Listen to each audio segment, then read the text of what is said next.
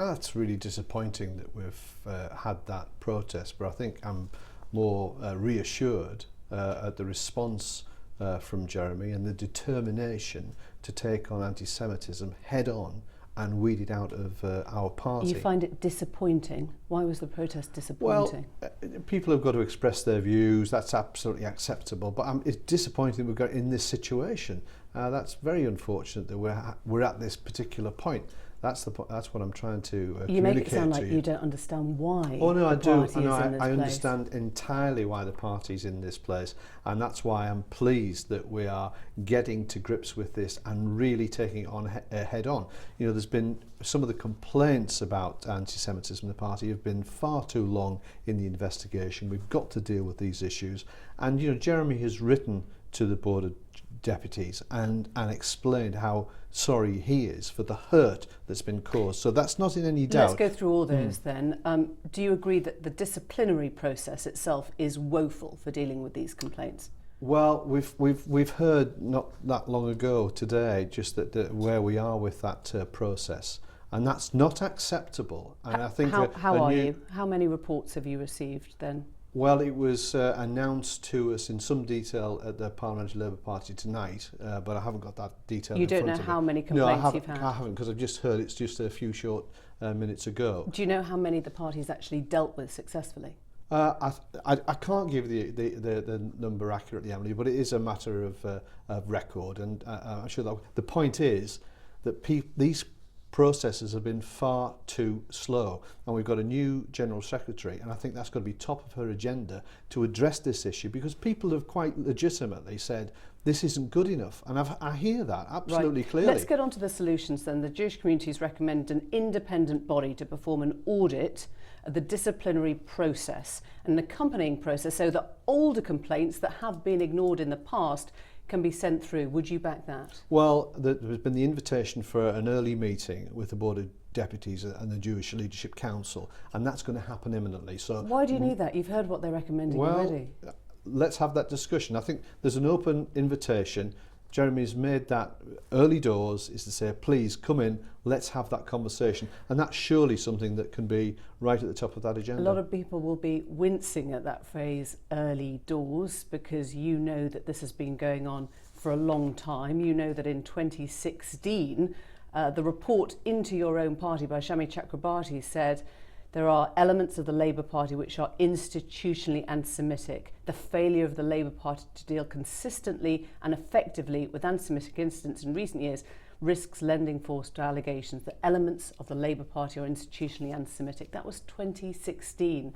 The mural comments came from 2012. This didn't happen yesterday. No, you're absolutely right, it hasn't. And we are acknowledging that this has got to be done infinitely better than has been the case thus far. And that's what Jeremy is saying, that in words of one syllable. He's apologising for the hurt. He's acknowledging the offence that has been caused. He's doing more than that, actually. He's saying he won't tolerate any form of anti-Semitism. He's going to redouble his efforts, and he's committed to eliminating any anti-Semitism that exists. So let me take your leader at his words. What does that mean? When you hear Jewish community figures saying they need to heed the explicit concerns about anti-Semitic discourse, for example, set out the immediate expulsion for those using Zionist or Zionism as a pejorative term. Will that be done? Well, we've set that out, and Shami set that out in her report, and we've got to make sure that it's properly implemented in full. We've got to make sure that the processes are speeded up. We've got to make sure that there's training right across the party. It's not an insignificant matter to say that that's an urgent need that needs to be immediate addressed. Expulsion for those indulging in anti-Semitic conspiracy theories or making Nazi comparisons. Well, there are processes available to the General Secretary to bring about immediate suspensions of people. That can be an executive decision, and that has happened. But at the end of the day, there are suspensions that have been going on for 2 years. Yeah, but at the end of the day, people do need to have some sense of due process. But it's quite clear when people express themselves in that heinous way, it's almost beyond doubt that the exit door will be shown to Does them. We Ken want Livingstone people need due that process out now? of that party. Well, he is subject to due process, and I'm not going to sit here and sit in judgment on each and every How long does individual it take, though? case. He's now, been hang suspended on. from the party and he's not been expelled. Everybody's entitled to due process in those circumstances. All I'm asking is how long it takes. Well, it's taking too long, and we're acknowledging that that's the case, Emily. We're saying very clearly that process has to be speeded up. Why was Len McCluskey then just last September telling me it was all mood music? He's the head of Unite Union. Well, I wasn't party to that conversation. You heard You're the asking comments. me No, about... you heard the comments. They were widely reported. He called it mood music. Well, I think to try to dilute the enormity of this issue is the wrong response from wherever it would come.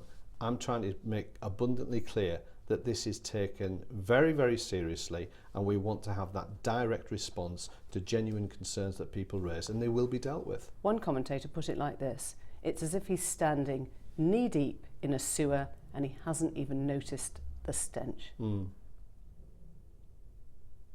Well, you're asking me... well, clearly, if that's the case, I don't know about those Facebook entries, but Jeremy is absolutely standing by the Jewish community and saying we're going to drive anti-Semitism out of the party. We want it out of our society. He's made it. He couldn't be clearer in his attitude towards this issue.